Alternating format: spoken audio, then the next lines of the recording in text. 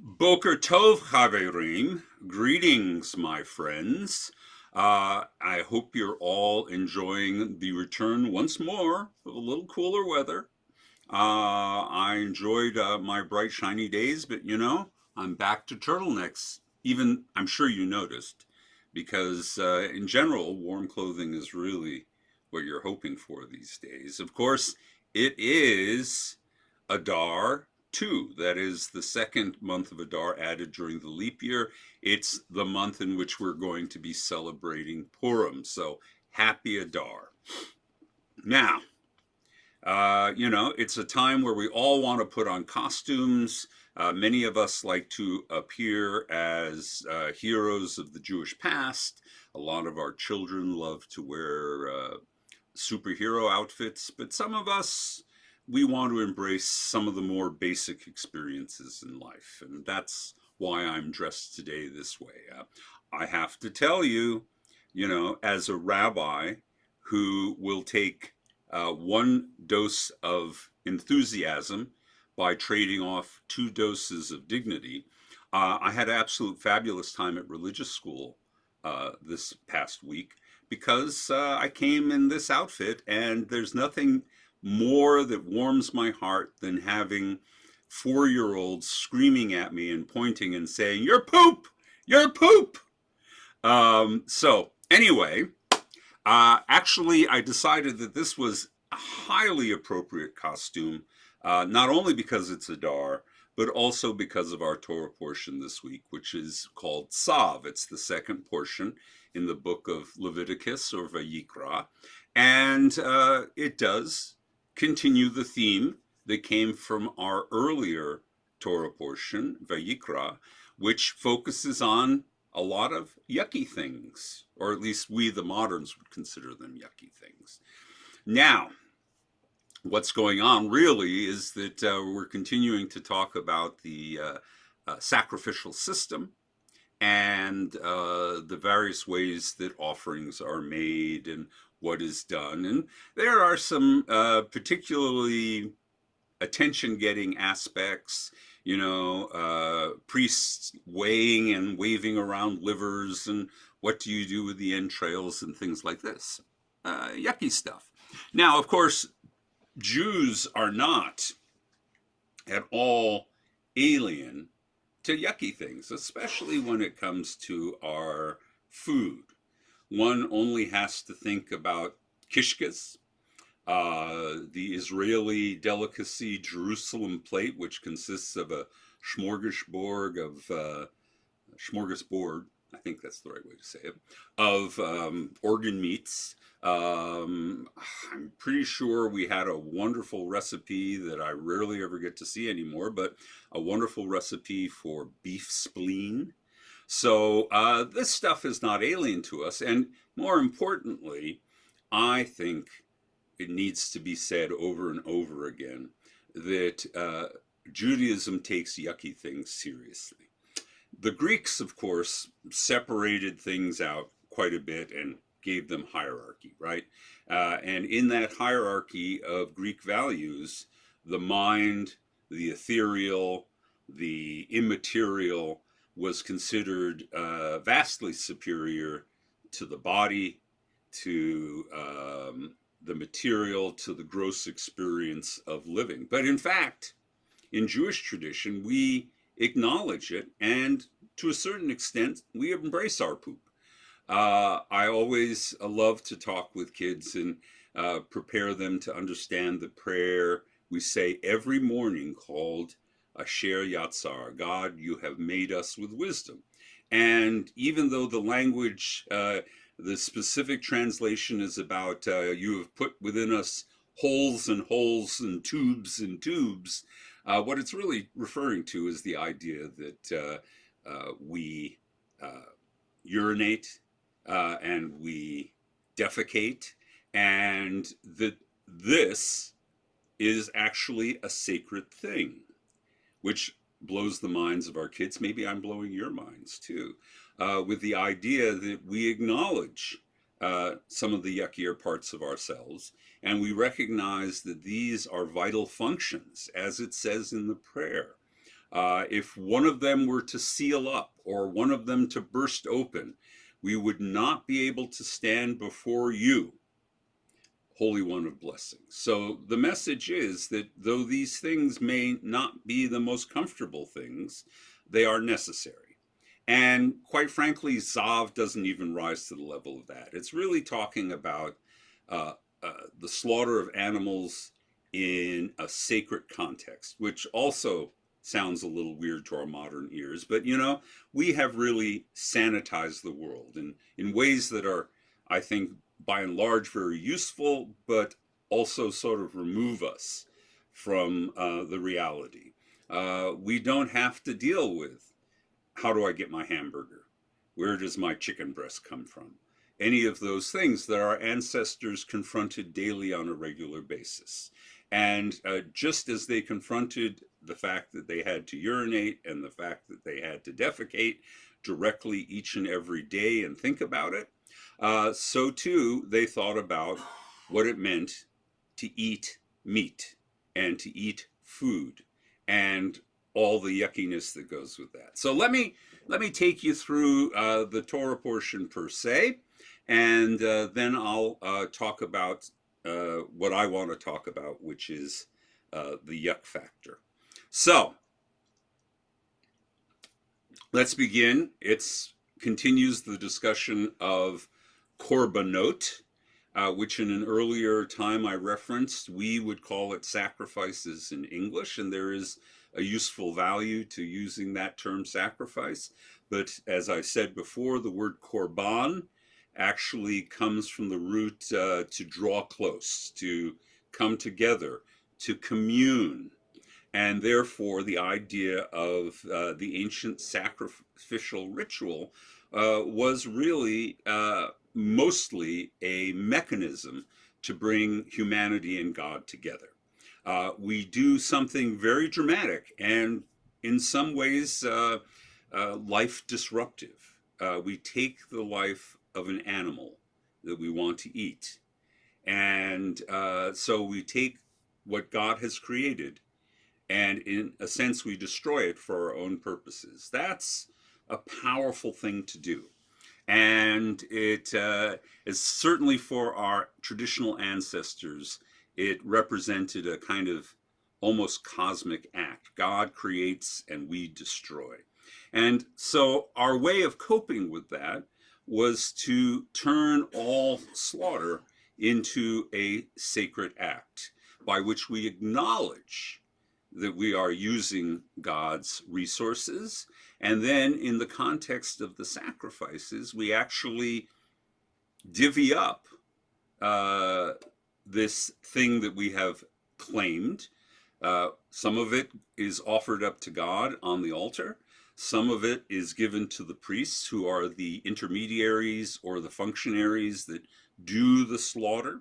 And some of it is for us. And when you went to the ancient temple, at least in its earliest iteration, whatever you slaughtered or had sacrificed, parts of it would come back to you. And whoever was with you, maybe even your entire family, would sit and eat this meal. And it would be a kind of communion with the Most High.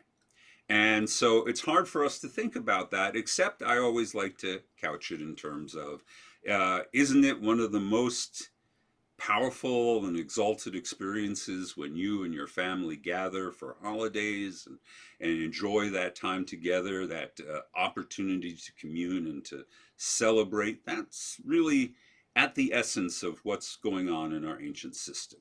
Now,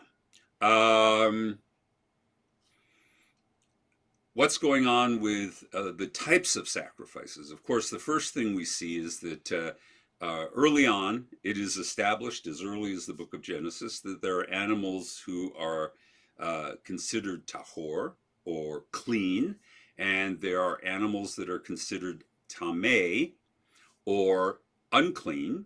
Today, in the system of keeping kosher, we talk about treif. That is the idea that it's literally means torn, but a creature that you shouldn't use. And we also use the term kosher. It's fit, it's right, it's suitable. But in any case, from the Israelite perspective, they talked about clean and unclean, um, pure and impure, and that sort of thing. So we first of all had to limit ourselves to sacrificing tahor, clean animals, but we also largely, but not completely, limited it to domestic animals.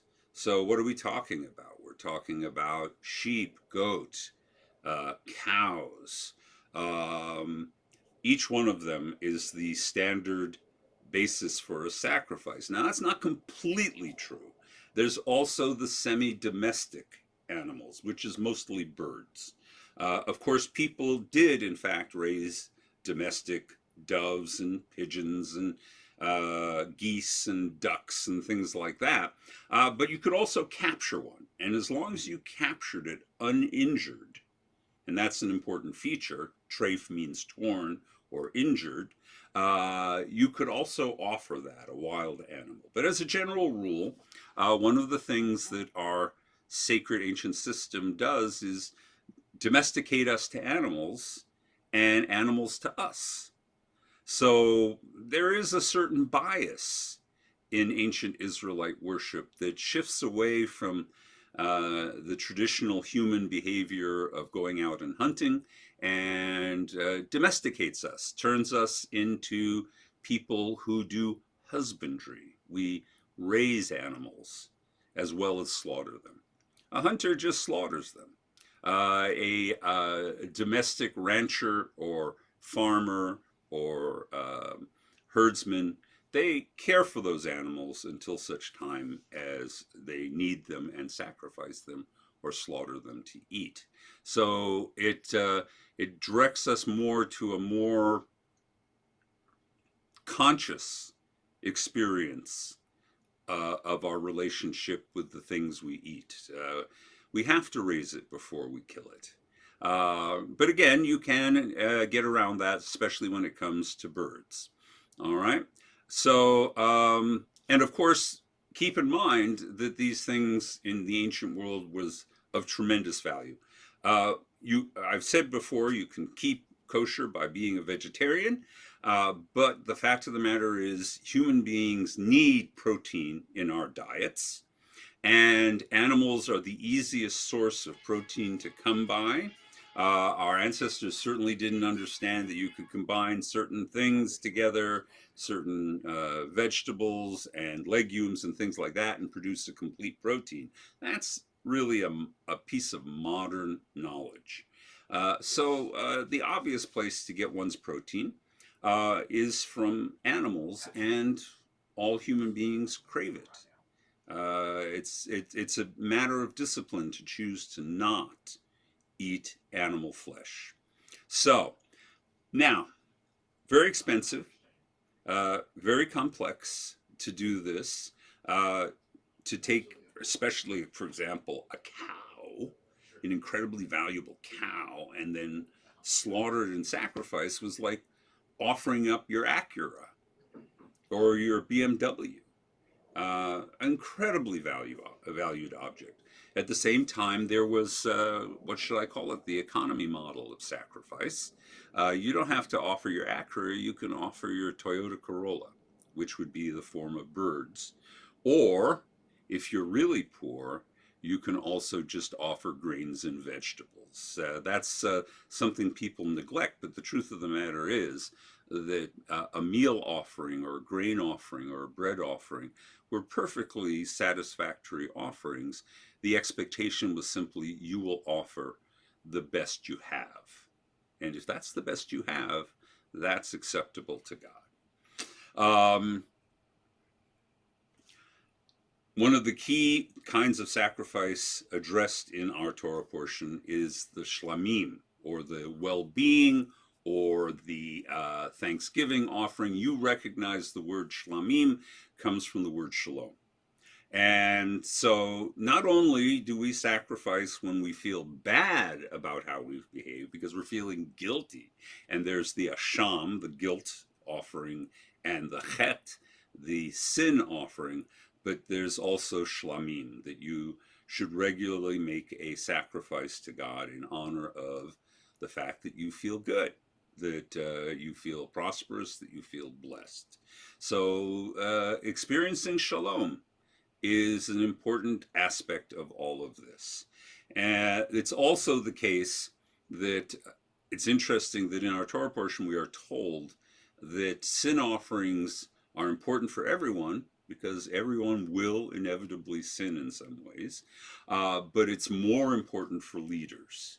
Priests have to offer more sacrifices, and kings have to offer more sacrifices because leadership, we are told implicitly and explicitly in the Torah, is a kind of temptation. It's a kind of opportunity to transgress. And so leaders have to be particularly meticulous in acknowledging that they are susceptible to sin and they need to do something about it. So let's go back to my primary topic, yuckiness. Okay? And this Torah portion doesn't actually deal with excrement, though there are other places in the Torah where it does. It does deal with all those yucky things, dripping bits of entrails, and what to do with the different parts of an animal, etc., etc. And I come back to what I was talking about earlier, that nothing in Judaism is considered truly alien to the divine, or too ugly, or too disturbing to not be acknowledged or dealt with in a holy way. And that's in Western culture particularly, that's a radical way of thinking. Literally, you won't find much in Christian or Islamic tradition that commands them to think about their bodily functions, or the idea that we are made up of organs and blood and all these kinds of things. But just as important, there is a metaphorical thing going on here. And that is the idea that the material world matters. Matter matters, right? We could distinguish the world between, in modern terms, from the ways that the ancients and medieval thoughts, they would think in terms of matter and mind. We could talk about it in terms of matter and energy is more important and the mind is more important than the body, but Jews reject that idea. The fact that God has given us a body is in it of itself evidence of its absolutely central and critical nature, that the world functions the way it does, that living things sprout and give forth beauty and produce and reproduce and then die and wither or decay and rot. All of that is part of a divine plan, and therefore all of it needs to be incorporated into our spirituality. That's one of the reasons why, once you get to the end of that chain of thinking, Judaism is not nearly so concerned with what happens to us after we die. To the degree that there is something about ourselves that continues on after our physical existence has ceased, is really not so important. We are and we are not, and yet we somehow continue. If I were to refer back to physics, energy is neither created nor destroyed, and by the same token, in Judaism, we believe our essential being is neither created nor destroyed. The fact that we are in the world, were once in the world, makes a huge difference. And we embody that in notions of memory and recalling the names of our loved ones and praising our achievements. But at the end of the day, salvation, such as we talk about it in Judaism, that comes from this realm, the realm of the body. the human being and the world that we act upon. This is the theater of salvation. This is where all the good things happen. Whatever happens to us in the world to come, we're sure it will be great, because God does not abandon all things that are good. But the idea that we start with our tradition of material offerings, that we continue to this day to celebrate our human nature and the value of nature, and we don't dismiss any of those things, that's essential to the Jewish worldview. So don't just look at your poop in the future, whether it be poop in your toilet or poop in your rabbi, and just say, this doesn't matter. It all matters, and it all is important, and each of it possesses a certain kind of sacredness to it that we should be able to celebrate. So that's our Torah portion this week, Tzav. And I look forward to talking with you next week and continuing our discussion of the difficult, but I think really quite profound central book of our Torah, the book of Leviticus. Lehitraot. We'll talk soon.